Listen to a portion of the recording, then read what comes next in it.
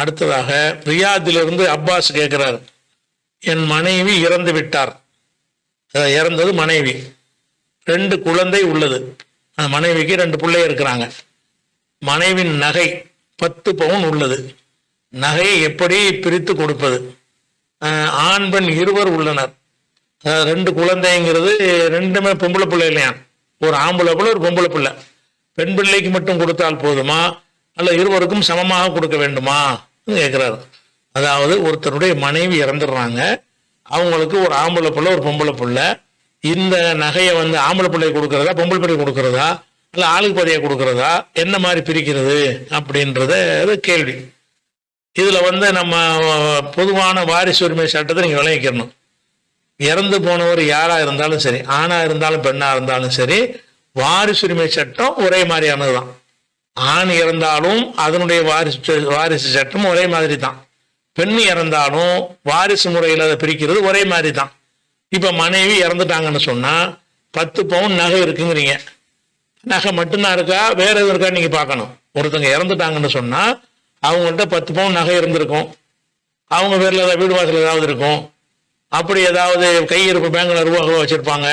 அப்ப அதெல்லாம் நீங்க பார்க்கணும். ஒருத்தர் இறந்துட்டாருன்னு சொன்னா அவர்கிட்ட என்னென்னலாம் இருக்குது எல்லாத்தையும் கணக்கு எடுத்துடணும். எடுத்துட்டு அதை எப்படி பங்கு வைக்கணும்னு கேட்டா மார்க்கம் சொல்ற பிரகாரம் வாரிசுகள் யாரெல்லாம் இதுல வருவாங்களோ அத்தனை பேருக்கும் கொடுக்கணும். மனைவி தானே இறந்துட்டாங்கிறீங்க, மனைவி இறந்துட்டான்னு சொன்னா நீங்க கணவர் இருக்கிறீங்க, இப்ப கணவருக்கு முதல்ல பங்கு இருக்குது.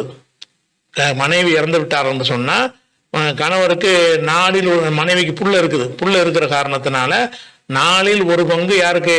கணவனுக்கு கிடைச்சிடும். அப்ப மனைவியுடைய அந்த நகையை 4 பங்கா வச்சு ஒரு பங்கு யாருக்கு கிடைச்சிடும்? கணவருக்கு கிடைச்சிடும். 2 பிள்ளை இருக்குங்களா, அந்த 2 பிள்ளை ஒரு ஆம்பளை பிள்ளை ஒரு பொம்பளை பிள்ளை இருக்குன்னு சொன்னா ஆணுக்கு 2 பெண்ணுக்கு 1 என்ற வகையில 4 பங்கு வச்சு ஒரு பங்கு கணவருக்கு, அதாவது கணவர்னா கேள்வி கேட்ட உங்களுக்கு, 2வது அதுல மீதி 2 பங்கு அந்த ஆம்பளை பிள்ளைக்கு, அந்த ஒரு பங்கு பொம்பளை பிள்ளைக்கு என்று 4ஆக பிரிச்சிடணும். ஆனா இதை தவிர வேற வாரிசும் இருப்பாங்க, நீ அதை சொல்லலை. உங்க மனைவி இறந்துட்டாங்கன்னு சொன்னா அந்த மனைவிக்கு பாப்பா இருப்பார்ல, மனைவிக்கு அம்மா இருப்பாங்களா இல்லையா, அது நீங்க பார்க்கணும்.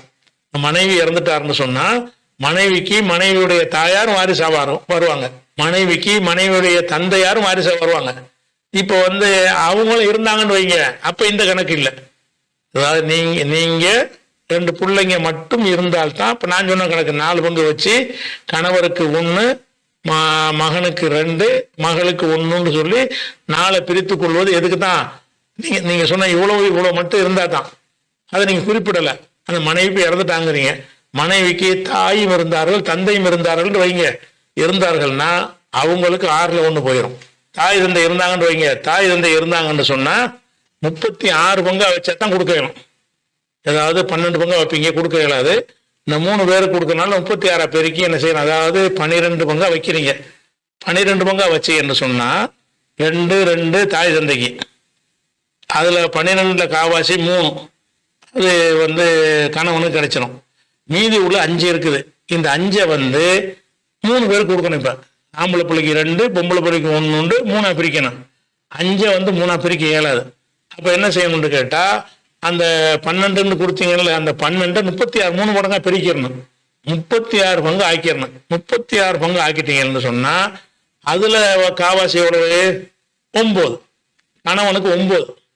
மொத்த சொத்தை 36 பங்கா வச்சு இது எப்பன்னு கேட்டா தாய் தந்தை இருந்தால், நீங்க அதை சொல்லலை, நீங்க கணவன் மனைவியோட பிள்ளைகளோட நிப்பாட்டீங்கன்னா அவ்வளவு பேர் தான் இருந்தாங்கன்னா 4 பங்குல கதை முடிஞ்சிடும்.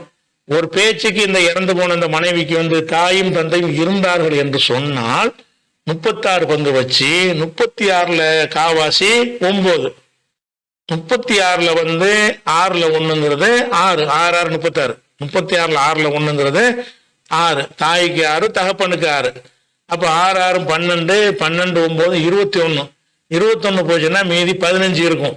15ல ஆம்பளைக்கு பிள்ளைக்கு 10, பொம்பளை பிள்ளைக்கு 1, டோட்டல் 36,000. அப்ப தாய் தந்தையர்கள் இருந்தார்கள் என்று சொன்னால் உங்க கேஸ்ல 36 பங்காக வைத்து கொடுக்கணும். தாய் தந்தையில 2 பேர் இல்லாம ஒரு ஆள் இருந்தாங்கன்னு வைங்க, தாயோ தந்தையோ ரெண்டுல ஒரு அப்போ ரெண்டு பேரும் இல்லை, ரெண்டுல யாரோ ஒருத்தர் இருக்காங்க. அப்போ என்ன செய்யணும்னு கேட்டா 36 பங்கா வைக்கணும். வச்சு விட்டு கணவனுக்கு 9 கொடுத்துடணும் காவாசி. தாய்க்கு 6ல் 1ன்னா 6 6 36 6 கொடுத்துடணும். அப்போ 9 6 15 போயிடுச்சு. 15 போச்சுங்கன்னு சொன்னா மீதி 21 இருக்கிறது 36ல். அந்த 21 எப்படி பிரிக்கணும்னு கேட்டா, அந்த மகன் சொல்றீங்கல்ல, அந்த மகனுக்கு 14ம் மகளுக்கு 7ம். அப்ப 3 கணக்கு உங்களுக்கு போட்டு காட்டியிருக்கிறேன். ஒண்ணு நீங்க அதாவது கணவனும் 2 பிள்ளைகள் மட்டும் இருந்தால் 4 பங்குல கதை முடிஞ்சு போயிடும்.